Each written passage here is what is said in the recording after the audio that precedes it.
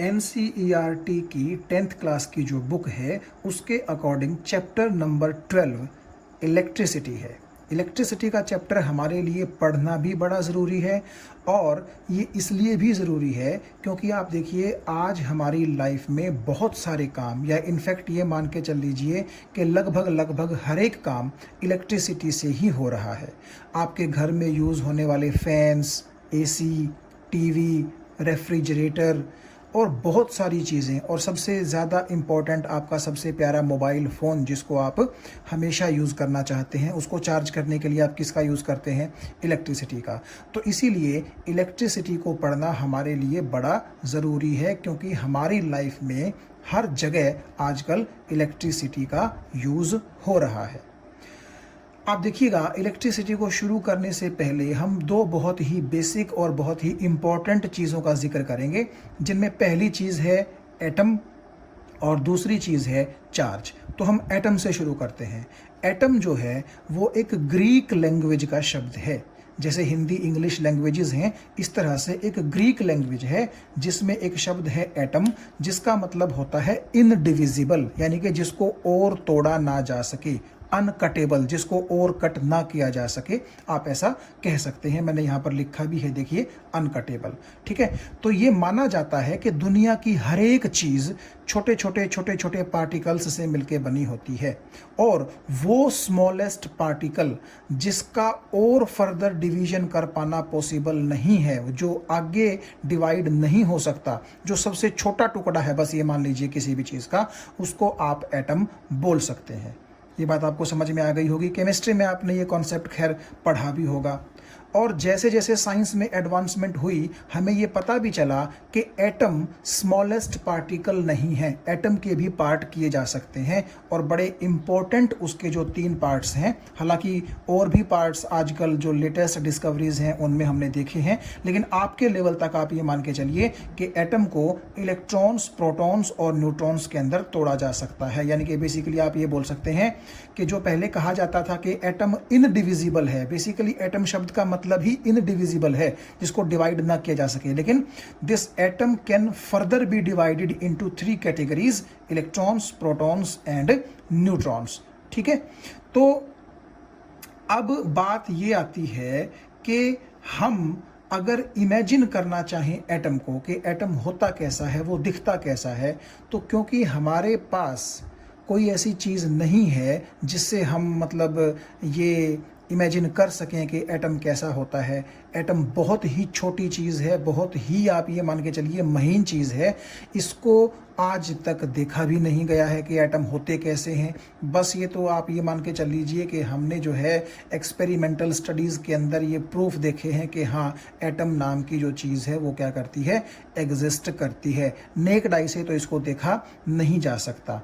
तो अगर इस छोटी सी छोटी चीज़ को हम देख नहीं सकते तो फिर हम इसकी फीलिंग कैसे लें? हमें कैसे पता चलेगा कि जब एटम हमारे कान में पड़ेगा तो हमें क्या चीज़ सोचनी चाहिए? देखिए, जैसे अगर मैं आपको बोलता हूँ कि कंसिडर कीजिए कि एक मार्केट का सीन है, तो आपके दिमाग में पिक्चराइजेशन हो जाएगा कि जैसे बहुत सारी दुकानें हैं, तरह तरह की लोग यहाँ से वहाँ घूम रहे हैं, कुछ व्हीकल्स पे घूम रहे हैं, कुछ पैदल घूम रहे हैं, तरह तरह की वहाँ पर जो है शॉपिंग चल रही है। इस तरह का एक सीन मार्केट का नाम लेते ही आपके दिमाग में आता है और ये आना लाजमी भी है, क्योंकि जब भी हम किसी चीज़ को अपने दिमाग में रख करके चलते हैं, उसकी पिक्चराइजेशन करते हैं, तो उस चीज़ को समझना बड़ा ज़रूरी है। अब मैं बोलूं कि सपोज़ कीजिए क्रिकेट का मैच चल रहा है, तो आपके सभी के दिमाग में क्या आ जाएगा? एक बहुत बड़ा स्टेडियम आ जाएगा जो दर्शकों से खचाखच भरा हुआ है और पिच के ऊपर बल्लेबाज बैटिंग कर रहा है, बॉलर्स बॉल डाल रहे हैं, फील्डर्स फील्डिंग कर रहे हैं। इस तरह की इमेजिनेशन आपके दिमाग में आ जाएगी। लेकिन जब मैं एटम का नाम लेता हूँ तो क्या चीज़ आपके दिमाग में आनी चाहिए? हम उस चीज़ को ज़रा एक बार देखने की कोशिश करते हैं। मान लीजिए आपने कहा कि हर चीज़ जैसे कि एटम से मिलके बनी होती है, तो मैं आपको एक कॉपर की वायर दिखाता हूँ। ये देखिए, एक कॉपर की वायर, ठीक है, ये कॉपर की एक वायर है। आप जानते हैं इसकी शेप कैसी होती है, बिल्कुल सिलेंड्रिकल होती है और ये बिल्कुल पतली सी वायर है।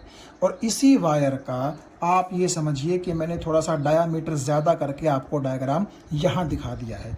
तो अगर आप इस वायर को बहुत ही छोटे छोटे छोटे छोटे टुकड़ों में तोड़ दें और इस तरह से तोड़ें कि जो एक स्मॉलेस्ट इसका टुकड़ा है उसको और स्मॉल टुकड़ों में ना बांटा जा सके, ऐसा सपोज कीजिए, तो वो जो स्मॉलेस्ट टुकड़ा है वो इसका क्या कहलाएगा? एटम। और हम ये मान सकते हैं कि जो ये कॉपर की वायर है इसको बनाने के लिए ढेर सारे कॉपर के एटम्स लगे होंगे, जो कि आप देखिए जैसे कि आपको यहाँ दिखाई दे रहे हैं। ठीक है, ये जो मैंने अंदर इसके गोले बनाए हैं, ये गोले या ये जो स्मॉल बॉल्स हैं, आप इनको कंसिडर कर लीजिए एज एटम। तो आप देखिएगा कि इस कॉपर की वायर को बनाने के लिए बहुत सारे एटम्स जो हैं वो लगे हैं। इनफैक्ट इनको तो फिर भी आप गिन सकते हो, लेकिन रियलिटी में एटम्स की संख्या को गिन पाना कि भाई कितने एटम्स ने मिलकर के उस चीज़ को बनाया होगा, ये पॉसिबल नहीं है। इनफाइनाइट नंबर ऑफ एटम्स उसके अंदर हो सकते हैं। अब हम ऐसा करते हैं कि एक एटम को पकड़ते हैं। आप समझ गए होंगे कि इन बहुत छोटी छोटी छोटी छोटी एटम्स ने मिलकर के इस पूरी की पूरी वायर को जो है फॉर्म किया है। और उनमें से एक एटम को मैं थोड़ा सा जूम कर लेता हूं, मतलब कि जूम करने का मतलब है, सपोज कीजिए मैं आपके आगे एक पिक्चर रखने की कोशिश कर रहा हूं कि एटम कैसा दिखाई देता है, या आप कैसा एटम को सोचेंगे कि उसको कैसा दिखना चाहिए, ताकि आगे आपको इमेजिनेशन करने में दिक्कतें ना आए। और अगर आपने एटम को इमेजिन कर लिया तो बहुत सारी चीज़ें आप इलेक्ट्रिसिटी के बारे में समझ भी जाएंगे। ठीक है, तो आप देखिए जब हम एटम को जूम करेंगे, आपको मैंने दिखा रखा है कि एटम को लगभग आप एक स्फेरिकल चीज मान करके चलिए। तो ये सपोज कीजिए एक एटम है। इस एटम के अंदर जैसा कि मैंने आपको बताया था इलेक्ट्रॉन्स, प्रोटॉन्स और न्यूट्रॉन्स होते हैं। तो देखिए ये जो आपको आउटर सर्कल दिखाई दे रहा है, इसके अंदर मैंने ई, पी और एन लिखे हैं, जिनका मतलब मैंने यहाँ लिख दिया है कि ई का क्या मतलब है, एन का क्या मतलब है और पी का क्या मतलब है। ठीक है, तो क्योंकि एटम इलेक्ट्रॉन, प्रोटॉन और न्यूट्रॉन से मिलकर बना होता है, तो इस एटम के अंदर ये देखिए तीनों चीजें हैं, इलेक्ट्रॉन, प्रोटॉन और न्यूट्रॉन। केमिस्ट्री में भी आपने ये चीजें पढ़ी होंगी कि प्रोटॉन और जो न्यूट्रॉन होते हैं वो न्यूक्लियस के अंदर होते हैं, और इलेक्ट्रॉन उस न्यूक्लियस से कहाँ चक्कर काट रहे होते हैं? बाहर। यानी कि इलेक्ट्रॉन जो है वो इस तरह से बाहर, अगर मैं इस छोटे गोले को एक न्यूक्लियस बोल दूं, तो इस गोले के बाहर ही क्या करते रहते हैं? वो इलेक्ट्रॉन चक्कर लगाते रहते हैं। अब ये आप देखिए, मैं आपको बताऊं कि ये जो मैं न्यूक्लियस बोल रहा हूं, जिसके अंदर मैंने प्रोटॉन और न्यूट्रॉन रखे हैं और इस न्यूक्लियस के बाहर मैंने इलेक्ट्रॉन्स को स्थान दिया है, तो इस न्यूक्लियस, ठीक है, जिसके अंदर प्रोटॉन, न्यूट्रॉन है और इस इलेक्ट्रॉन, इनको मिलाकर के ही एटम बनता है। यानी कि आप ये सपोज कीजिए कि जब आप एटम को अंदर से इमेजिन करने की कोशिश करेंगे, तो आप इमेजिन कीजिए कि जैसे एटम एक स्फेरिकल चीज है और उस स्फेरिकल चीज के अंदर एक बहुत ही छोटा सा अंदर स्फीयर है, जिस स्फीयर के अंदर प्रोटॉन और न्यूट्रॉन रखे गए हैं, जिसको न्यूक्लियस कहा जाता है, और उस छोटे से स्फीयर के बाहर इलेक्ट्रॉन जो है वो सर्कुलर ऑर्बिट्स में चक्कर लगा रहे हैं। तो ये जो आपका न्यूक्लियस प्लस इलेक्ट्रॉन का सिस्टम है, इसी को आप क्या बोल सकते हैं? एटम बोल सकते हैं। ठीक है, अब आप सोचेंगे कि इस न्यूक्लियस की डेफिनेशन किस तरीके से दी जाए। देखिए अगले पेज पर हम वो डेफिनेशन देने की कोशिश करते हैं।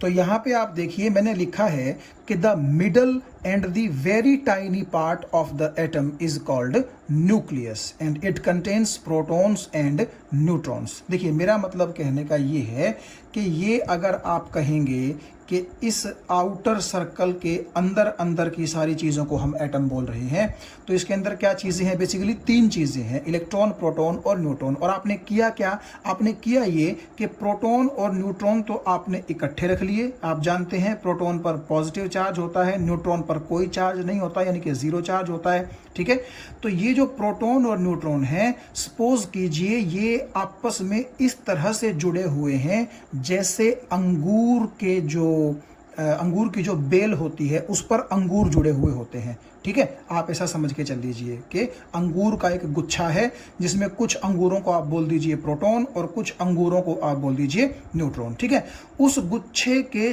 चारों तरफ सपोज कीजिए कि मक्खियां भिन भिना रही हैं, तो उन भिन भिनाती हुई मक्खियों को सपोज कीजिए कि वो मक्खियां एक सर्कुलर ऑर्बिट में घूम रही हैं और ज़्यादा दूर नहीं है, वो पास ही हैं उस अंगूर के गुच्छे के। तो उन भिन भिनाती हुई मक्खियों को आप क्या बोल सकते हैं? इलेक्ट्रॉन्स बोल सकते हैं। तो अब मेरी बात को ध्यान से सुनिएगा। वो अंगूर का गुच्छा न्यूक्लियस कहलाएगा, और उस न्यूक्लियस के चारों तरफ, अंगूर के गुच्छे के चारों तरफ जो ये मक्खियां भिनभिना रही हैं, जो इलेक्ट्रॉन्स हैं, ठीक है, इस न्यूक्लियस और इलेक्ट्रॉन को मिला करके ही क्या बनता है? एटम। तो मैंने लिखा है कि atom consists of nucleus and electrons. ठीक है, न्यूक्लियस कौन होता है? आपके एटम का बिल्कुल सेंट्रल छोटा सा पार्ट। ये बड़ा छोटा पार्ट होता है, ये तो सिर्फ आपको दिखाने के लिए मैंने थोड़ा सा बड़ा बनाया है, यानी कि एक स्फीयर और उसके अंदर एक और छोटा स्फीयर। तो ये जो अंदर वाला छोटा स्फीयर है, इसको न्यूक्लियस कहा जा रहा है, जिसके अंदर प्रोटॉन्स और क्या होंगे? न्यूट्रॉन्स होंगे। ठीक है, तो प्रोटॉन्स और न्यूट्रॉन्स आपके इस स्फीयर के अंदर रहेंगे, जिसको न्यूक्लियस कहा जा रहा है। और इस न्यूक्लियस के बाहर कौन होंगे? इलेक्ट्रॉन। आप जानते हैं इलेक्ट्रॉन न्यूक्लियस के अंदर नहीं हो सकते। ठीक है, तो वो इलेक्ट्रॉन्स इसके बाहर चक्कर काट रहे हैं। तो दिस न्यूक्लियस और ये बाहर चक्कर काटने वाले इलेक्ट्रॉन्स, ये कुल मिलाकर के किसका फॉर्मेशन करते हैं? एटम का फॉर्मेशन करते हैं। तो आप ये देख सकते हैं कि इस तरह से आप एटम को एक स्फेरिकल चीज जो है इमेजिन कर सकते हैं। आप एक बार फिर से देखिएगा कि मान लीजिए आपके पास एक फुटबॉल है, और उस फुटबॉल के सेंटर पर एक गेहूं का दाना रखा हुआ है जस्ट। तो वो गेहूं का दाना तो आपका किसका काम करेगा? न्यूक्लियस का, जिसके अंदर आपके प्रोटॉन्स और न्यूट्रॉन्स होंगे। और उस गेहूं के दाने के बाहर और फुटबॉल के अंदर अंदर जो स्पेस है, जहां पर आप मान लीजिए कि कुछ मक्खियां जैसी चीज भिनभिना रही हैं, उन मक्खियों को अगर आप इलेक्ट्रॉन बोलेंगे तो उस पूरी फुटबॉल को आप क्या मान सकते हैं? एक एटम मान सकते हैं। ठीक है, पूरी फुटबॉल एक एटम है। उस एटम के अंदर का जो स्पेस है, जिसमें इलेक्ट्रॉन्स हैं और जो न्यूक्लियस है, वो आपके एटम के अंदर आता है। तो न्यूक्लियस जो है वो एटम के अंदर होती है। ठीक है, और न्यूक्लियस वाली जगह प्लस इलेक्ट्रॉन्स वाली जगह मिलाकर के क्या बनता है? आपका एक एटम बनता है। और आप ये जानते हैं कि जो प्रोटॉन्स हैं उन पर पॉजिटिव चार्ज होता है, न्यूट्रॉन्स पर कोई चार्ज नहीं होता। इलेक्ट्रॉन्स पर हम मानते हैं कैसा चार्ज होता है? नेगेटिव चार्ज होता है। और वो इलेक्ट्रॉन न्यूक्लियस के चारों तरफ कुछ इस तरीके से घूमते हैं जैसे प्लैनेट्स किसके चारों तरफ घूमते हैं? सन के चारों तरफ घूमते हैं। अब आइए हम बात करते हैं कि ये चार्ज क्या होता है। जैसे पिछली पेज पर हमने कहा कि इलेक्ट्रॉन पर नेगेटिव चार्ज होता है, प्रोटॉन पर पॉजिटिव चार्ज होता है, न्यूट्रॉन पर कोई चार्ज नहीं होता। तो ये चार्ज होना ना होना, इस चार्ज का मतलब क्या है? अगर हम आपके लेवल तक बिल्कुल बेसिक बात करें तो चार्ज का मतलब होता है किसी भी ऑब्जेक्ट की ऐसी प्रॉपर्टी जो ये डिसाइड करती है कि उस ऑब्जेक्ट और किसी दूसरे ऑब्जेक्ट के बीच में फोर्स ऑफ अट्रैक्शन होगा या फिर फोर्स ऑफ रिपल्शन होगा। मेरा मतलब कहने का ये है, देखिए मान लीजिए ये है पहला ऑब्जेक्ट और ये है दूसरा ऑब्जेक्ट। अभी आप भूल जाइए कि इन पर मैंने प्लस प्लस लिखा है। ठीक है, अभी 1 मिनट के लिए आप भूल जाइए। आप सिर्फ इतना सोचिए कि ये एक अलग ऑब्जेक्ट है और ये एक अलग ऑब्जेक्ट है। अब आप देखिए, इतना तो आप जानते ही हैं कि अगर इन दोनों ऑब्जेक्ट्स के बीच में रिपल्शन हो रहा है तो नेचुरली आप इतना तो बोल दोगे कि इन दोनों पर या तो पॉजिटिव चार्ज है या इन दोनों पर नेगेटिव चार्ज है। मतलब दोनों पर चार्ज सेम है, तभी तो रिपल्शन हो रहा है। और अगर मैं कहूं कि इन दोनों ऑब्जेक्ट्स के बीच में अट्रैक्शन हो रहा है, जैसे कि आप इस केस में देखिए, तो आप ये तो बोल देंगे कि जी एक पर ज़रूर पॉजिटिव चार्ज होगा और दूसरे पर ज़रूर नेगेटिव चार्ज होगा। हालांकि आप भले ही ये ना बता पाएं कि किस पर पॉजिटिव होगा और किस पर नेगेटिव होगा, लेकिन दो ऑब्जेक्ट्स के बीच रिपल्शन हो रहा है या फिर अट्रैक्शन हो रहा है, उसके ऊपर डिपेंड करते हुए कम से कम हम इतना अंदाज़ा लगा सकते हैं कि उनके ऊपर चार्ज कैसा है। जैसे आपने कहा ऊपर डेफिनेशन में देखिए कि चार्ज वो प्रॉपर्टी है मैटर की जो ये डिसाइड करती है कि दो ऑब्जेक्ट्स के बीच में जो फोर्सेस हैं वो कैसे होंगे। यानी कि अगर दोनों ऑब्जेक्ट्स के बीच में फोर्सेस रिपल्सिव हैं तो हम कहेंगे दोनों पर सेम चार्ज है, और अगर दो ऑब्जेक्ट्स के बीच में फोर्सेस अट्रैक्टिव हैं तो हम कहेंगे कि दोनों के ऊपर कैसे चार्जेस हैं? अपोजिट चार्जेस हैं।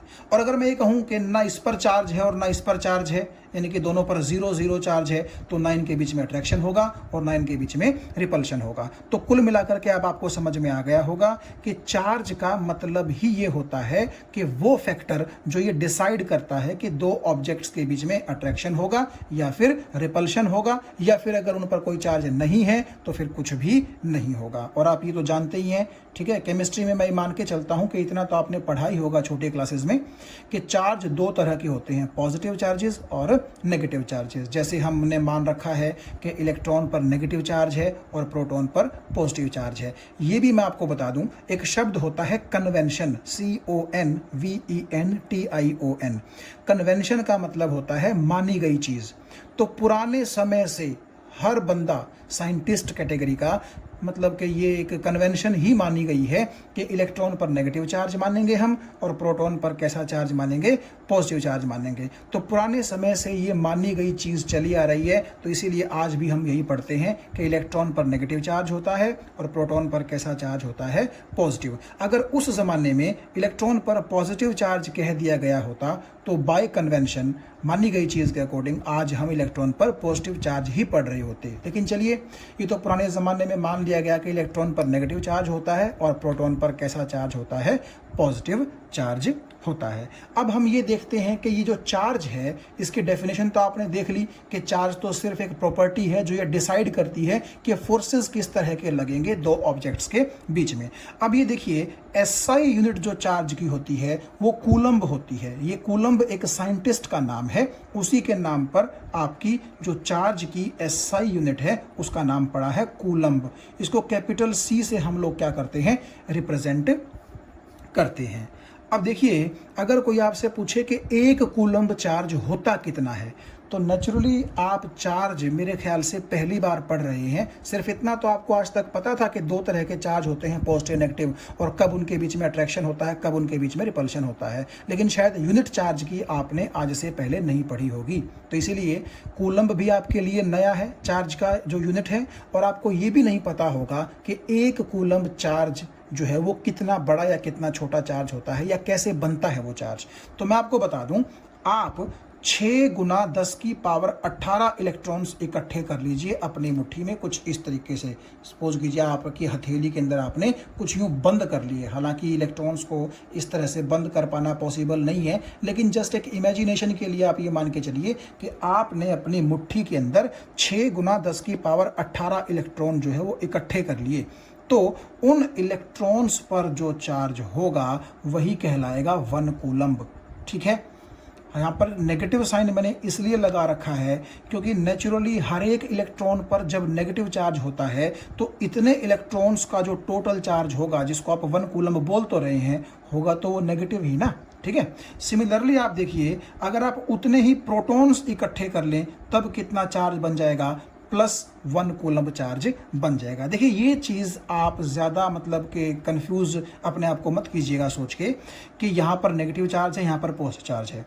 देखिए, इलेक्ट्रॉन्स पर तो नेगेटिव चार्ज ही होता है, तो नेचुरली इतने इलेक्ट्रॉन्स का चार्ज जब जोड़ा जाएगा तो उनका टोटल इफेक्ट नेगेटिव ही आएगा, और इतने प्रोटॉन्स का चार्ज जब जोड़ा जाएगा तो उनका इफेक्ट कैसा आएगा, पॉजिटिव ही आएगा। जस्ट आपने तो ये ध्यान रखना है कि जितना इलेक्ट्रॉन पर नेगेटिव चार्ज होता है उतना ही इलेक्ट्रॉन पर पॉजिटिव चार्ज होता है। इसीलिए अगर आप इतने इलेक्ट्रॉन्स को इकट्ठा कर लेंगे तो वो भी 1 कूलम्ब चार्ज बनेगा, और इतने प्रोटॉन्स को इकट्ठा कर लेंगे तो भी वो 1 कूलम्ब ही चार्ज बनेगा। सिर्फ प्लस इस चीज़ को इंडिकेट करता है कि आपने प्रोटॉन्स को इकट्ठा किया है, और माइनस इस चीज़ को इंडिकेट करता है कि आपने इलेक्ट्रॉन्स को इकट्ठा किया है। ये जो आपको नंबर यहाँ दिखाई दे रहा है, ये मैंने आपकी बुक से ही उठाया है, NCERT से, और आपको ये याद रखना पड़ेगा। इसमें कोई कॉन्सेप्ट नहीं है, जस्ट आप ये मान के चल लीजिएगा कि अगर कोई आपसे पूछे कि 1 कूलम्ब चार्ज कितना होता है, तो आप बताने के लिए ये नंबर याद रखेंगे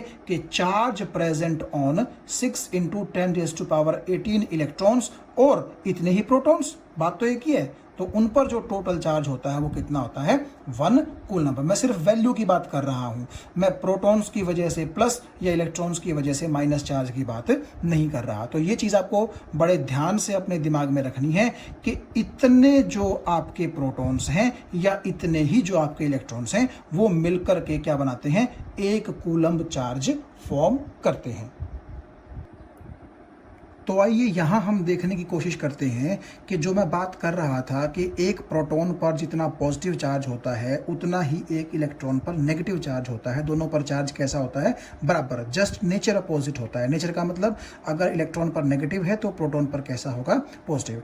तो आखिर अब हमें ये सवाल अपने मन में लेके आना चाहिए कि एक इलेक्ट्रॉन पर या एक प्रोटॉन पर चार्ज होता कितना है? ठीक है, 6 गुना 10 की पावर 18 इलेक्ट्रॉन्स या प्रोटॉन्स तो मिलकर के 1 कूलम बनाते हैं, लेकिन एक सिंगल इलेक्ट्रॉन या सिंगल प्रोटॉन पर कितना चार्ज होगा? तो उसके लिए देखिए बड़ा आसान सा मैंने मैथमेटिक्स आपके सामने लिखा है कि चार्ज प्रेजेंट ऑन 6 × 10⁻18 इलेक्ट्रॉन्स कितना होगा? 1 कूलम। आप चाहें तो इस नेगेटिव साइन को हटा सकते हैं, हालांकि मैंने थ्रू आउट ये नेगेटिव साइन यूज़ किया है, आप चाहें तो हटा सकते हैं, ठीक है, कोई दिक्कत नहीं है।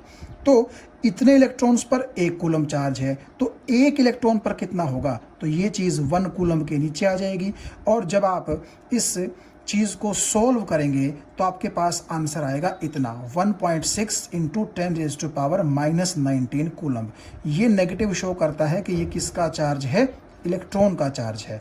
तो अगर आपसे कोई पूछे कि कितनी वैल्यू चार्ज की एक इलेक्ट्रॉन पर होती है, तो आप चाहें तो माइनस साइन लगा के बता दें या ना चाहें तो माइनस ना लगाएं, कोई प्रॉब्लम नहीं है, लेकिन वैल्यू आपको जो बतानी पड़ेगी एक इलेक्ट्रॉन पर चार्ज की, वो कितनी होगी? 1.6 × 10⁻⁻19 कूलम। तो नेचुरली प्रोटॉन पर भी इतना ही चार्ज होगा, बस वहाँ माइनस की जगह आप क्या लगा देंगे? प्लस लगा देंगे, क्योंकि आपको फिर से वही लिखना पड़ेगा कि 6 × 10⁻18 प्रोटॉन्स पर कितना चार्ज होता है? +1 कूलम। तो जब आप एक प्रोटॉन पर निकालेंगे तो आपको प्लस के 1.6 × 10⁻⁻19 कूलम ही मिलेगा। 10⁻⁻19 तो वही रहेगा, बस ये 1.6 के साथ प्लस आ जाएगा। कहीं आप सोचेंगे यहाँ भी प्लस आएगा, यहाँ प्लस नहीं आएगा, क्योंकि आप देखिएगा कि जो चीज़ आपकी यहाँ नीचे है तो ऊपर जाकर के पावर माइनस ही तो होगी उसकी, ठीक है ना। तो पावर आपकी माइनस ही रहेगी, वो प्लस नहीं होगी, सिर्फ यहाँ पर प्लस माइनस आ जाएगा। तो मैंने लिखा है कि एक इलेक्ट्रॉन पर इतना चार्ज होता है, एक प्रोटॉन पर इतना चार्ज होता है, और न्यूट्रॉन पर आप जानते हैं कोई चार्ज नहीं होता। पीछे मैं जहां आपसे बात कर रहा था कि एक वायर को हमने छोटे छोटे एटम्स से मिलकर के सपोज कीजिए बना लिया है उस वायर को, तो एक जो वेरी स्मॉलेस्ट पार्टिकल था उसको हमने एटम बोला था। और आपको ध्यान होगा इसी तरह की मैंने एक सिलेंड्रिकल वायर पेज नंबर 1 पर बना रखी थी, जिसके अंदर बहुत सारे छोटे बॉल्स मैंने आपको दिखाए थे, और ये कहा था कि एक बॉल को आप एक एटम मान के चल लीजिए। ये वही डायग्राम है यूं का यूं, जस्ट इस बार आप देखिए मैंने केवल 1, 2, 3 और 4 एटम्स ही ड्रॉ किए हैं। एक बॉल को आप एक एटम मानते थे ना, तो यहां मैंने केवल 4 ही एटम्स ड्रॉ किए हैं।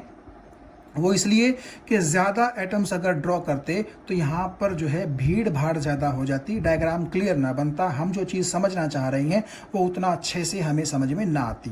तो इसीलिए इन 4 एटम्स के बारे में जो मैं बात करूंगा तो आप ये समझ लीजिएगा कि अगर यहाँ पर इस तरह से 1, 2, 3, 4, 5, 6 यानी कि बहुत सारे एटम्स भी अगर यहाँ पर प्रेजेंट होते तो उनके लिए भी वही बात लागू होगी। अब देखिए हम बात कर क्या रहे हैं? बात हम ये कर रहे हैं कि जैसे आपने कहा कि एक कॉपर की वायर है, तो कॉपर की वायर के अंदर कौन होंगे? कॉपर के एटम्स। ये 4 एटम्स हैं। सपोज कीजिए आप एटम नंबर 1 की बात करते हैं, तो मैंने आपसे जैसे कहा था कि एटम के अंदर जब आप घुसेंगे तो क्या होगा?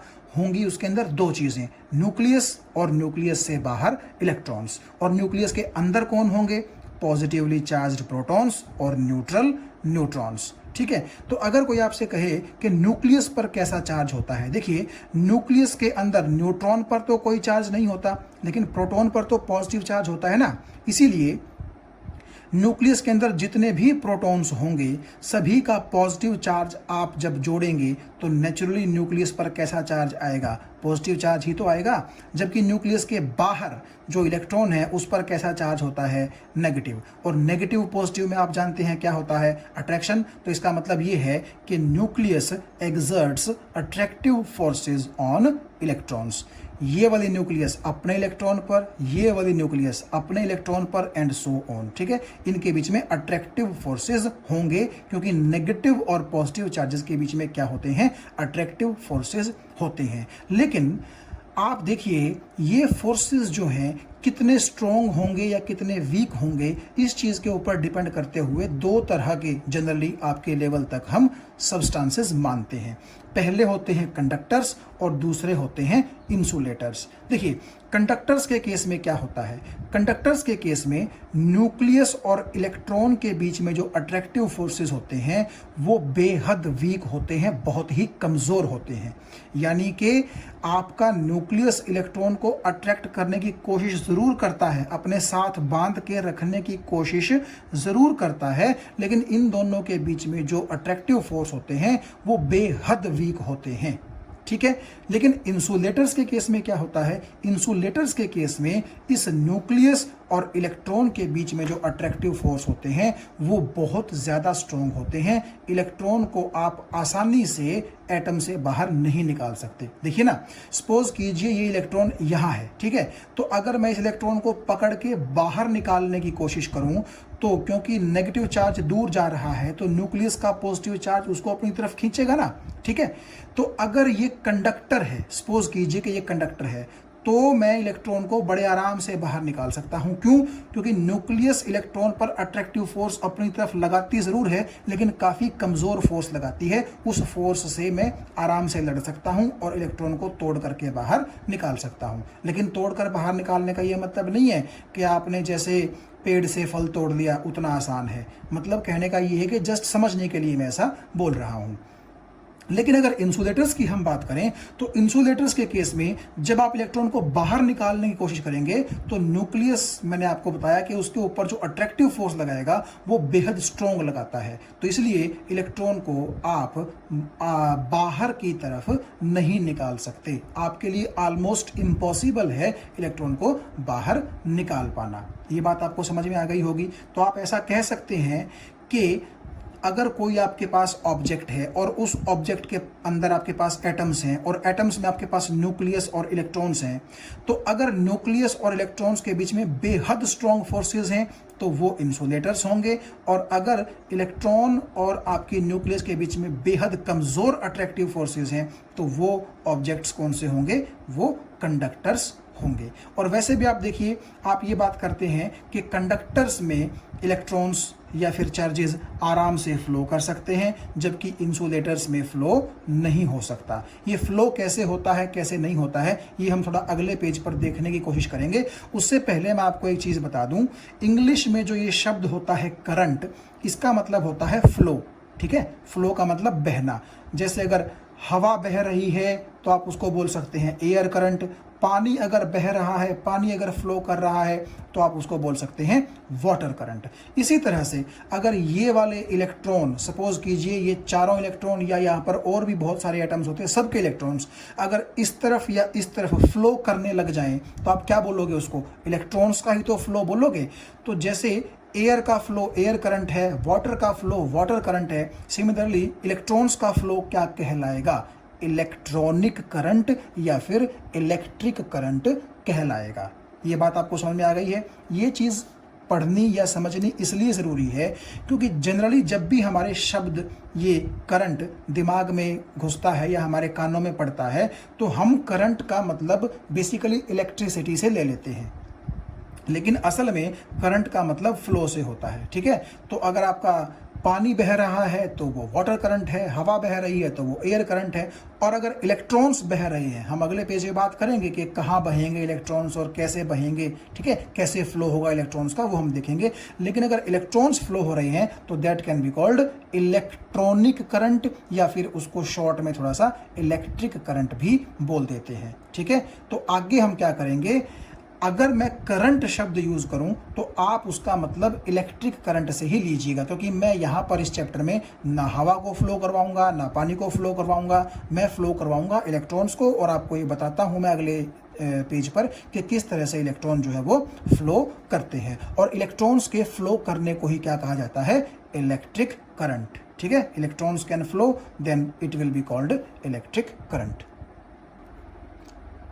तो चलिए यहाँ हम इस पेज पर देखते हैं कि इलेक्ट्रॉन कैसे फ्लो कर सकते हैं कंडक्टर के अंदर। देखिए, इंसुलेटर के अंदर तो फ्लो नहीं कर सकते, ठीक है ना, क्योंकि मैंने आपसे बताया कि इलेक्ट्रॉन जो होते हैं उनको न्यूक्लियस अट्रैक्टिव फोर्सेस से अपने साथ बांध के रखने की कोशिश करती है। और इंसुलेटर्स के केस में वो अट्रैक्टिव फोर्स इतने स्ट्रॉन्ग होते हैं कि वो इलेक्ट्रॉन को जाने ही नहीं देंगे। तो इंसुलेटर्स के केस में इलेक्ट्रॉन का फ्लो, चार्ज का फ्लो ऑलमोस्ट इम्पॉसिबल है। इसीलिए हम बात कर रहे हैं कि कंडक्टर के अंदर किस तरह से इलेक्ट्रॉन्स फ्लो करेंगे। अब आप यहाँ ध्यान से देखिए, ये वही वायर है और उसके अंदर मैंने आपको 4 की बजाय अब कितने एटम्स दिखा दिए, 2 एटम्स दिखा दिए। ये पहले एटम का न्यूक्लियस है जिसमें प्रोटॉन और न्यूट्रॉन है, और ये आपकी न्यूक्लियस के बाहर कौन है, इलेक्ट्रॉन है उस एटम के अंदर। सिमिलरली ये आपका सेकंड एटम है जिसमें न्यूक्लियस और आपको इलेक्ट्रॉन दिखाई दे रहे हैं। तो देखिए, आप एक चीज़ सोचिए, अगर मैं इस इलेक्ट्रॉन को इस तरफ खींचने की कोशिश करूं तो ये जो न्यूक्लियस है, क्योंकि ये पॉजिटिवली चार्ज है, तो ये इलेक्ट्रॉन के नेगेटिव चार्ज को अपनी तरफ अट्रैक्ट करने की कोशिश करेगी। भले ही मैंने कहा कि इनके बीच के फोर्सेस वीक होते हैं, लेकिन कोशिश तो करेगी ना। ठीक है, तो अब इलेक्ट्रॉन आपके एटम की बाउंड्री को छोड़ करके बाहर निकलेगा कि ना निकलेगा, ये तो इस चीज़ पर डिपेंड करेगा ना कि इस तरफ इलेक्ट्रॉन पर कितना फोर्स लगाया जा रहा है।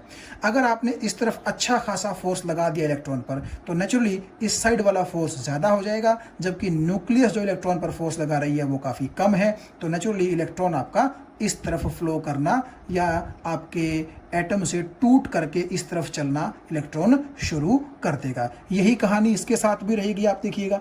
ठीक है, तो जब तक इलेक्ट्रॉन पर बाहर से फोर्स नहीं लगता तब तक तो इलेक्ट्रॉन को ये न्यूक्लियस जाने नहीं देगा, फ्लो करने नहीं देगा कहीं भी।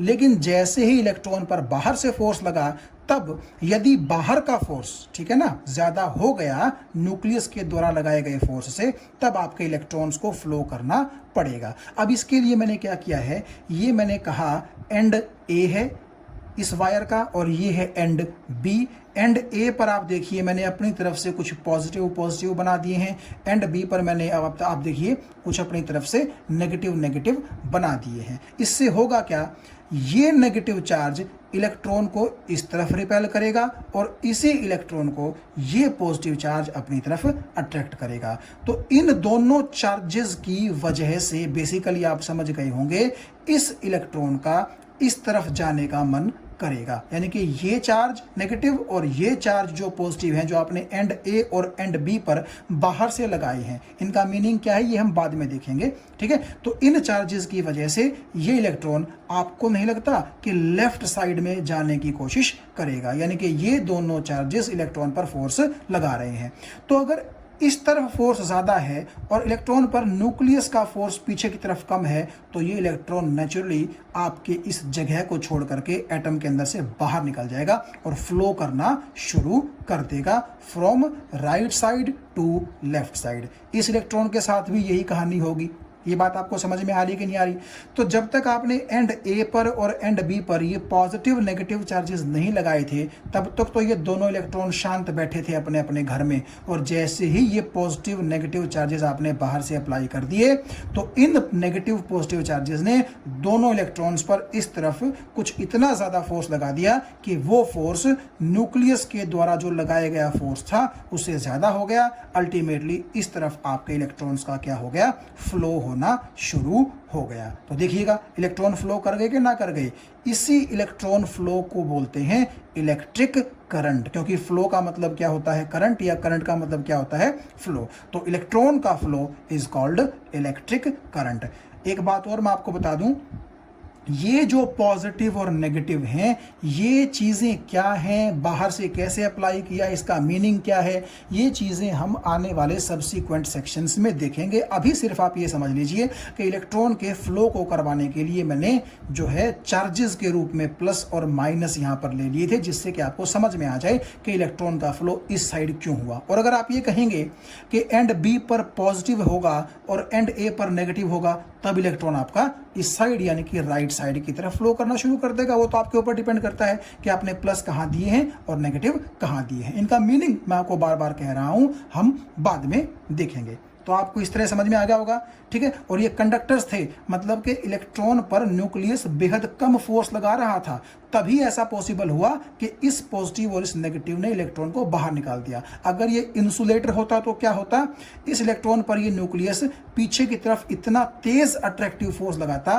कि इस तरफ लगाया जाने वाला फोर्स इस इलेक्ट्रॉन का कुछ भी ना बिगाड़ सकता। ऐसा इंसुलेटर्स के केस में होता है। तो चलिए फिलहाल हमने इलेक्ट्रॉन्स को फ्लो करवा दिया और इलेक्ट्रॉन फ्लो को हमने नाम दे दिया इलेक्ट्रिक करंट का। अब इलेक्ट्रिक करंट की हम डेफिनेशन देख लेते हैं क्या रहेगी। देखिए, इलेक्ट्रिक करंट की जो डेफिनेशन रहेगी वो ये रहेगी जो मैंने यहाँ पर लिखी है, और इलेक्ट्रिक करंट को हम लोग कैपिटल आई से या स्मॉल आई से आप चाहें रिप्रेजेंट करते हैं, ठीक है। अब इलेक्ट्रिक करंट देखा जाए तो बिल्कुल सिंपल शब्दों में तो आप ये बोल सकते हैं कि the flow of electrons from one terminal या from one end to the another end of the conductor is called electric current. एक बार फिर से सुनिए, एक एंड से लेकर के दूसरे एंड की तरफ इलेक्ट्रॉन्स का जो फ्लो है उसी को क्या बोला जाता है, इलेक्ट्रिक करंट बोला जाता है। लेकिन टेक्निकली थोड़ा सा हम जो डेफिनेशन है उसको हम कैसे लिखेंगे, how much charge is flowing. आप देखिए ना, इस इलेक्ट्रॉन पर भी और इस इलेक्ट्रॉन पर भी नेगेटिव चार्ज है। और अब आप एक चीज सोचिए कि क्या इस वायर के अंदर ये दो ही एटम्स के इलेक्ट्रॉन्स हैं? नहीं, यहाँ पर भी एटम है, यहाँ पर भी एटम है, यहाँ पर भी, हर जगह इसके अंदर एटम्स भरे पड़े हैं और हर एटम के अंदर न्यूक्लियस और इलेक्ट्रॉन है, और हर इलेक्ट्रॉन पर जो आपके ये वाले नेगेटिव और ये वाले पॉजिटिव हैं वो इस तरफ क्या कर रहे हैं, फोर्स लगा रहे हैं। और क्योंकि ये कंडक्टर है तो हर एक न्यूक्लियस के द्वारा इलेक्ट्रॉन पर लगाया गया फोर्स कमजोर है, इसीलिए हर एटम का इलेक्ट्रॉन इस तरफ चलना शुरू कर देगा। जैसे पानी इस तरफ बह रहा है उसी तरह इलेक्ट्रॉन्स इस तरफ सपोज कीजिए बहने शुरू हो जाएंगे। तो क्योंकि बहुत सारे इलेक्ट्रॉन्स एक तरफ बहना शुरू कर देंगे तो आप ये भी तो बोल सकते हैं कि चार्ज बह रहा है, ठीक है ना। क्यों? क्योंकि इलेक्ट्रॉन पर भले ही नेगेटिव सही लेकिन चार्ज तो होता है। तो how much charge is flowing divide by time taken by the charge to flow, ठीक है। यानी कि कितना चार्ज फ्लो कर रहा है और डिवाइड बाय उस चार्ज ने फ्लो करने के लिए वक्त कितना लिया, उन दोनों के रेशियो को बोला जाता है इलेक्ट्रिक करंट। अब इसका मतलब देखिए क्या है। देखिए, सपोज कीजिए आपने कहा कि मैं इस एंड ए की बात करता हूं, तो देखिए यहां पर जो ढेर सारे एटम्स होंगे जिनके अंदर से इलेक्ट्रॉन निकलेंगे और आपका राइट साइड से लेफ्ट साइड की तरफ फ्लो करेंगे, तो आपको ऐसा नहीं लगता कि वो सभी इलेक्ट्रॉन्स इस एरिया को, ये जो सर्कुलर एरिया आपको दिखाई दे रहा है यहाँ एंड ए का, ठीक है, इसको क्रॉस करके क्या करेंगे, जाएंगे वो। तो सपोज कीजिए इस इलेक्ट्रॉन ने और बहुत सारे बाकी इलेक्ट्रॉन्स ने इस एरिया को क्या किया, क्रॉस किया इस तरफ, यानी कि राइट से लेफ्ट की तरफ क्रॉस किया। तो हम ये बोल सकते हैं कि इस एरिया को इलेक्ट्रॉन्स क्रॉस कर गए। तो नेचुरली जब इतने सारे इलेक्ट्रॉन्स हैं तो एकदम से तो क्रॉस नहीं कर पाएंगे, कुछ तो टाइम उनको लगेगा ना, 1 सेकेंड 2 सेकेंड 3 सेकेंड कुछ तो लगेगा। तो हमें ये देखना है कि इस एरिया को कितने इलेक्ट्रॉन्स ने क्रॉस किया, उसको हम चार्ज में कन्वर्ट कर लेंगे, क्योंकि चार्ज रखना है ऊपर हमें, नंबर ऑफ इलेक्ट्रॉन्स नहीं, और नीचे क्या रखना है, हमने टाइम रखना है। तो उनकी रेशियो को ही क्या बोला जाएगा, इलेक्ट्रिक करंट। चार्ज को हम रिप्रेजेंट करेंगे क्यू से, चाहे आप छोटे क्यू से रिप्रेजेंट कीजिए या बड़े क्यू से रिप्रेजेंट कीजिए, और टाइम टेकन को हम रिप्रेजेंट करेंगे टी से। तो देखा जाए तो Q by T is equal to I, ये इलेक्ट्रिक करंट का फॉर्मूला है। How much current is flowing Q and in how much time is T. तो चार्ज की यूनिट जैसा कि मैंने आपको बताया कूलम्ब होती है, टाइम की यूनिट जैसे मैंने आपको बताया सेकंड होती है। तो कूलम्ब पर सेकंड ही आपके करंट की एसआई यूनिट होती है। लेकिन करंट की पढ़ाई में, करंट की स्टडी में एम्पियर का बड़ा योगदान था, इसीलिए कूलम्ब पर सेकंड को क्या बोला जाता है, एम्पियर। तो आप या तो ये बोल दें कि करंट की एसआई यूनिट, इलेक्ट्रिक करंट की एसआई यूनिट कूलम्ब पर सेकंड है, या आप बोल दें कि एम्पियर है, बात एक ही रहेगी। ये बात आपको समझ में आ गई। अब हम थोड़ा सा और इसको अगले पेज पर टेक्निकली और थोड़ा सा ध्यान दे करके समझने की कोशिश करेंगे। तो आप यहां ध्यान से देखिए, मान लीजिए अब आप ऐसा कह रहे हैं कि जितने इलेक्ट्रॉन्स फ्लो करके गए हैं, तो आप ये भी बोल सकते हैं कि उतने ही इलेक्ट्रॉन्स का चार्ज फ्लो करके गया है, ठीक है। और फिर आपके पास अगर टाइम भी है तो उन दोनों को डिवाइड करके आप करंट की वैल्यू को क्या कर सकते हैं, कैलकुलेट कर सकते हैं। आप ज़रा ध्यान से देखिएगा, आपको ये एंड बी नज़र आ रहा होगा, ठीक है। आप एंड ए की बजाय समझने के लिए सपोज कीजिए एंड बी को इलेक्ट्रॉन्स क्रॉस करके गए हैं। अरे भाई आप ऐसा सोच लीजिए ना कि ए एंड पर आपका ये वाला नेगेटिव ट्रांसफर हो गया और जो पहले ए पर पॉजिटिव था वो यहाँ हो गया, तो इलेक्ट्रॉन्स तो पॉजिटिव की तरफ आएंगे ना। तो क्योंकि अब की बार आपका पॉजिटिव यहाँ है तो इलेक्ट्रॉन्स आपके इस तरफ आएंगे, तो नेचुरली वो क्या करेंगे, एंड बी को क्रॉस करेंगे। और सपोज कीजिए मैं कहता हूं कि मैंने ऐसा देखा समझने के लिए कि इस बी वाले एरिया को, इस सर्कुलर एरिया को 1 सेकंड में 6 गुना 10 की पावर 18 इलेक्ट्रॉन्स क्रॉस कर गए। ध्यान से सुनिएगा, ठीक है। अरे भाई किसी भी एरिया को आप क्रॉस करवा लीजिए, उसमें कोई दिक्कत नहीं है, ठीक है। यहाँ पर मैंने सिर्फ इसलिए माना है ऐसा क्योंकि इस पेज नंबर 7 के साथ आपको ये एंड बी का डायग्राम साफ नजर आ रहा है, तो मुझे ए पर जाने की जरूरत ना पड़े, इसलिए मैंने ऐसा किया है, ठीक है। तो आप ये सपोज कीजिएगा कि इस एंड बी वाले एरिया को 1 सेकंड में क्रॉस कर गए, फटाफट फटाफट फटाफट फटाफट। कितने इलेक्ट्रॉन्स, 6 गुना 10 की पावर 18 इलेक्ट्रॉन्स। तो क्या आप करंट कैलकुलेट कर सकते हैं वहां कितना होगा? बिल्कुल। देखिए करंट का फॉर्मूला होता है कि कितना चार्ज कितने टाइम में पास कर गया। यहां पर यही बात आपको ध्यान से देखनी है। टाइम तो जैसे मैंने बोल दिया कि 1 सेकंड लगा सबको इस एंड बी को क्रॉस करने में, इस एंड बी के इस सर्कुलर एरिया को क्रॉस करने में कितना वक्त लगा, सिर्फ 1 सेकंड। लेकिन आप यहाँ ध्यान से देखिए, यहाँ नंबर ऑफ इलेक्ट्रॉन्स दिया गया है, लेकिन हमें यहाँ पर नंबर ऑफ इलेक्ट्रॉन्स नहीं बल्कि क्या रखना होता है ऊपर, चार्ज। तो इतना हमें पता है कि इतना जो इलेक्ट्रॉन का नंबर है वो कितना चार्ज का फॉर्मेशन करता है, 1 कूलम्ब का। तो इसलिए अगर 6 गुना 10 की पावर 18 इलेक्ट्रॉन्स आपके इस एरिया को क्रॉस करके गए हैं, तो दूसरे शब्दों में मैं ऐसे बोल सकता हूं कि इसका मतलब है कि 1 कूलम्ब का चार्ज पास करके गया है। तो नेचुरली इतने इलेक्ट्रॉन्स का मतलब 1 कूलम्ब का चार्ज, और पास करने के लिए सपोज कीजिए कि 1 सेकंड लगा, तो ये हो गया। तो 1 कूलम्ब बाय 1 सेकंड, तो करंट कितना आ जाएगा, 1 बाय 1 1 हो गया। और कूलम्ब पर सेकंड को आपने नाम दिया एम्पियर का, जिसको हम कैपिटल ए से रिप्रेजेंट करते हैं, तो करंट 1 एम्पियर हो जाएगा। तो अगर आपसे कोई पूछे कि यूनिट करंट को डिफाइन कीजिए, यूनिट का मतलब ही होता है 1। जैसे unit length 1 metre, unit mass 1 kilogram, ठीक है। जिन चीज़ों का मैग्नीट्यूड यानी कि वैल्यू 1 होती है उसको साइंस की लैंग्वेज में यूनिट बोल दिया जाता है। तो 1 एम्पियर का करंट बोल लीजिए या यूनिट करंट बोल लीजिए, बात एक ही है। तो अगर आपसे कोई कहे कि डिफाइन यूनिट करंट या डिफाइन 1 एम्पियर, तो आप क्या कहेंगे कि अगर किसी कंडक्टर के किसी क्रॉस सेक्शनल एरिया को 1 सेकंड में 1 कूलम्ब का चार्ज या फिर इतने इलेक्ट्रॉन्स क्रॉस करते हैं, तो ज़रूर उस कंडक्टर के अंदर से 1 एम्पियर का करंट क्या कर रहा होगा, फ्लो कर रहा होगा। तो यहाँ पर तो मैंने डेफिनेशन आपको दी है 1 एम्पियर की, और यहाँ पर मैंने आपको डेफिनेशन दी है जनरल करंट की।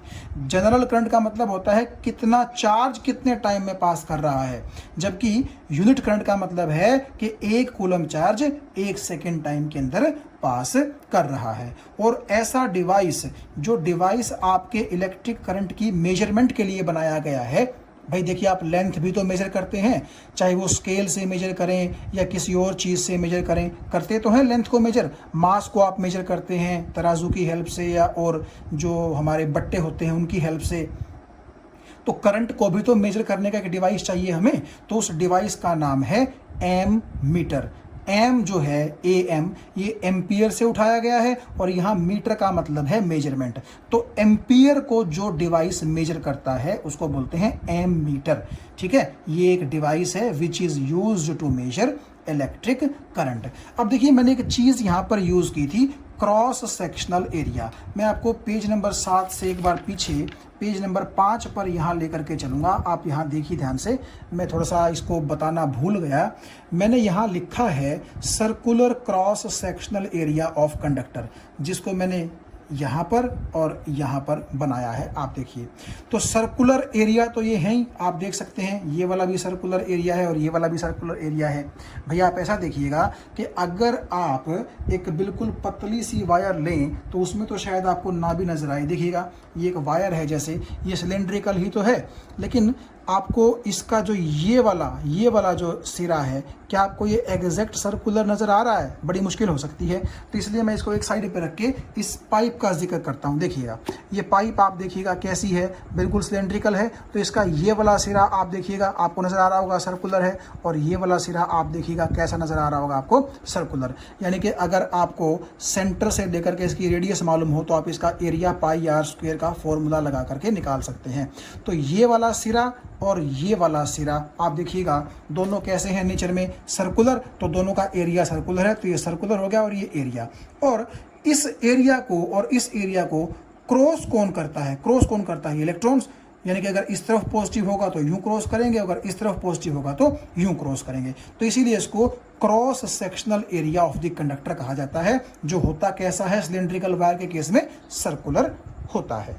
अब हम जरा आगे चलते हैं। जो हम बात कर रहे थे कि जो डिवाइस मेजरमेंट के लिए यूज किया जाता है, किसकी मेजरमेंट के लिए? करंट की मेजरमेंट के लिए, उसको हम बोलते हैं एम मीटर। एम मीटर का अगर मैं रिप्रेजेंटेशन की बात करूं तो एम मीटर को इस तरह से रिप्रेजेंट किया जाता है। एक सर्कल सा बनाया, उसके अंदर ए लिखा, एक कनेक्शन यहाँ से निकाल दिया, एक कनेक्शन यहाँ से निकाल दिया। जबकि इसकी जो शक्ल है, ठीक है, अब वही बात आती है कि जैसे इमेजिनेशन बड़ा ज़रूरी है, तो जो एम मीटर है वो दिखता कैसा है? हालांकि कोशिश करूंगा मैं कि आपको आने वाले सब्सिक्वेंट लेक्चर्स में वो दिखा पाऊँ, लेकिन दिखता कुछ ऐसा है, ठीक है। उसका ये एक सर्कुलर फ्रेम होता है, बिल्कुल, ठीक है। बाहर से आपको अगर दिखाई देगा तो सर्कुलर फ्रेम उसका दिखाई देगा। उसके ऊपर ये रीडिंग्स लिखी होती हैं और उसके अंदर एक नीडल होती है, सुई आप बोल सकते हैं। वो सुई जिस भी वैल्यू पर होगी करंट उतना ही होगा। वो सुई अगर 0 पे है तो करंट 0 एम्पियर है, वो सुई अगर 1 पे है तो करंट 1 एम्पियर है, वो सुई अगर 5 पे है तो करंट 5 एम्पियर है। ये बात आपको समझ में आ गई? अच्छा, 0 एम्पियर करंट कब होगा? याद आया? देखिए, अगर आपने आपकी वायर के बाहर एंड ए पर और एंड बी पर जो प्लस माइनस लगाए थे, सपोज कीजिए आप वो ना लगाएं, तो क्या अंदर का कोई इलेक्ट्रॉन फ्लो कर पाएगा? नहीं कर पाएगा। और करंट की डेफिनेशन क्या होती है कि कितना चार्ज फ्लो कर रहा है और कितने टाइम में। तो जब कोई चार्ज ही फ्लो नहीं कर रहा तो चार्ज फ्लोइंग की जगह आप क्या लिख सकते हैं? 0 कूलम्ब। और 0 बाय समथिंग क्या होता है? 0। तो उस केस में करंट कितना होगा? 0। यानी कि करंट बेसिकली, इलेक्ट्रिक करंट जो है वो किस पर डिपेंड करता है? फ्लो ऑफ इलेक्ट्रॉन्स पर। अगर इलेक्ट्रॉन फ्लो कर रहे हैं तो इलेक्ट्रिक करंट है, और अगर इलेक्ट्रॉन्स फ्लो नहीं कर रहे हैं तो इलेक्ट्रिक करंट भी नहीं है, ठीक है। अब देखिए, एम मीटर जो होता है वो कई बार करंट को एम्पियर में भी मेजर करता है, और कई बार करंट को मिली एम्पियर या फिर माइक्रो एम्पियर में भी मेजर करता है। ये स्मॉल एम मिली पढ़ा जाता है, और ये जो आपको यू जैसा सिंबल दिखाई दे रहा है इसको माइक्रो पढ़ा जाता है साइंटिफिक लैंग्वेज में। 1 मिली एम्पियर, 1 माइक्रो एम्पियर या 1 एम्पियर भी करंट हो सकता है। 1 एम्पियर तो बड़ा करंट है, 1 मिली एम्पियर उससे भी छोटा है, और 1 माइक्रो एम्पियर उससे भी बहुत छोटा है। तो अब देखिएगा इनका मतलब क्या होता है। मिली का मतलब होता है 10 की पावर -3, और माइक्रो का मतलब होता है 10 की पावर -6। ये आप ध्यान रखिएगा। तो अगर आप 10 की पावर -3 को नीचे लेके जाएंगे तो वो 1000 बन जाएगा। 10 की पावर 6 को आप नीचे लेके जाएंगे, जैसे कि मैंने यहाँ लिखा है, तो वो 10 लाख बन जाएगा। तो 1 एम्पियर का 1000वां हिस्सा, इतना छोटा करंट, वो 1 मिली एम्पियर बन जाता है, और 1 एम्पियर का 10 लाखवां हिस्सा क्या बन जाता है? 1 माइक्रो एम्पियर। कई बार ऐसा होता है ना, हमें बड़े करंट्स भी जो है मेजर करने पड़ते हैं, और हमें कई बार छोटे करंट्स भी मेजर करने पड़ते हैं। तो डिपेंड करते हुए हम ये चूज़ करते हैं कि हमें कौन सा एम मीटर जो है लगा के उस करंट को मेजर करना है, ठीक है। देखिए ना, जैसे लेंथ की यूनिट होती तो क्या है? एसआई मीटर, लेकिन कॉपी में जब आप लाइनें लगाते हैं सेंटीमीटर स्केल की हेल्प से, तो आप सेंटीमीटर भी स्केल यूज़ कर सकते हैं और मिलीमीटर भी यूज़ कर सकते हैं, ठीक है। तो ये ज़रूरी नहीं है कि हर जगह आपकी जो एसआई यूनिट है वो काम आएगी। आप अपनी कन्वीनियंस के अकॉर्डिंग छोटी या बड़ी यूनिट्स यूज़ कर सकते हैं। तो देखा जाए तो एसआई यूनिट एम्पियर है करंट की, लेकिन कभी कभी हम लोग माइक्रो एम्पियर या फिर मिली एम्पियर में भी करंट को क्या करते हैं? मेज़र करते हैं। और आगे से आपको मैं बताऊं, जैसा कि मैंने आपको पिछले डायग्राम्स में दिखाया कि एक वायर के अंदर एटम्स हैं, एटम्स के अंदर न्यूक्लियस और इलेक्ट्रॉन्स हैं, ठीक है। तो अब हम क्या करेंगे, कुछ इस तरीके से उस वायर को दिखाएंगे। आगे आने वाले लेक्चर्स में, आगे आने वाले जितने भी टॉपिक्स होंगे, हम इस तरह से वो दिखाएंगे। सिर्फ इलेक्ट्रॉन्स को हम रिप्रेजेंट करेंगे वायर के अंदर। ये एंड ए है वही, ये एंड बी है वही। आप जहाँ चाहें पॉजिटिव नेगेटिव बाहर से अप्लाई कर सकते हैं। और ये अंदर कौन है, आपके इलेक्ट्रॉन्स हैं। बेसिकली आप ये सोच के चलिए कि अगर मैं आपको पिछले पेज पर लेकर के जाऊँ कुछ इस तरीके से, तो आप ये सोचिएगा कि सिर्फ इस इलेक्ट्रॉन को और सिर्फ इस इलेक्ट्रॉन को आप ध्यान में रखिए। इस न्यूक्लियस को और पूरे एटम को आप क्या कर दीजिए, भूल जाइए। ऐसा क्यों करना पड़ रहा है हमें? देखिए, ऐसा होता है कि ये जो पॉजिटिव और नेगेटिव होते हैं, आप सोच रहे होंगे कि इलेक्ट्रॉन पर तो फोर्स लगाते ही लगाते हैं, क्या ये प्रोटॉन पर भी फोर्स लगा सकते हैं? बिल्कुल लगा सकते हैं, ऐसी कोई बात नहीं है। लेकिन मूवमेंट तब भी किसकी होगी, इलेक्ट्रॉन्स की ही होगी। रीज़न ये है क्योंकि इलेक्ट्रॉन के मुकाबले ये जो प्रोटॉन है ये बहुत ही भारी पार्टिकल होता है। न्यूट्रॉन का तो कुछ बिगड़ेगा नहीं, उस पर तो कोई चार्ज है नहीं, ठीक है। तो ये जो बाहर से पॉजिटिव नेगेटिव आप लगा रहे हैं, ये केवल इलेक्ट्रॉन को ही फ्लो करवा सकते हैं, प्रोटॉन को फ्लो नहीं करवा सकते। बिकॉज इलेक्ट्रॉन एक लाइट पार्टिकल होता है, हल्का पार्टिकल होता है। प्रोटॉन इलेक्ट्रॉन के मुकाबले बहुत भारी पार्टिकल होता है। आप ये मान लीजिए कि अगर इलेक्ट्रॉन का मास आप देखें वो बहुत कम होता है और प्रोटॉन का मास इलेक्ट्रॉन के मुकाबले 2000 गुना लगभग ज़्यादा होता है। ये उसी तरीके से है कि आपकी टेबल पर एक कागज़ का टुकड़ा पड़ा है, उसको आप फूंक मार के उड़ा सकते हैं। लेकिन अगर उसी टेबल पर एक भारी पत्थर पड़ा हो तो आप उसको फूंक मार के नहीं उड़ा सकते। तो ये जो बाहर से पॉजिटिव नेगेटिव लगे हैं, आप ये सोच लीजिए कि इनका काम बेसिकली इलेक्ट्रॉन को फूंक मारना ही है। तो फूंक अगर ये मारेंगे, ठीक है, जो पॉजिटिव नेगेटिव इफेक्ट होता है उससे इलेक्ट्रॉन तो भले ही फ्लो कर जाए, तो प्रोटॉन और न्यूट्रॉन ने जब फ्लो ही नहीं करना, ठीक है, तो हम उनको दिखाएं भी क्यों। इसीलिए हमने एक ये कन्वेंशन बना ली, ये मान ली चीज़ कि भाई जिस चीज़ का फ्लो ही नहीं होना हम उनको रिप्रेजेंट करेंगे ही नहीं। ये तो शुरू में इसलिए रिप्रेजेंट करना पड़ा क्योंकि ये होता है। लेकिन अब तक आप इतना समझ चुके होंगे कि फ्लो तो सिर्फ इलेक्ट्रॉन का ही होगा। तो नेचुरली अब हर जगह पर एटम्स ना शो करके हम सिर्फ क्या शो कर देंगे, उनके इलेक्ट्रॉन्स शो कर देंगे, जो कि मैंने आपको यहाँ पर इस तरह से शो करके दिखा रखे हैं।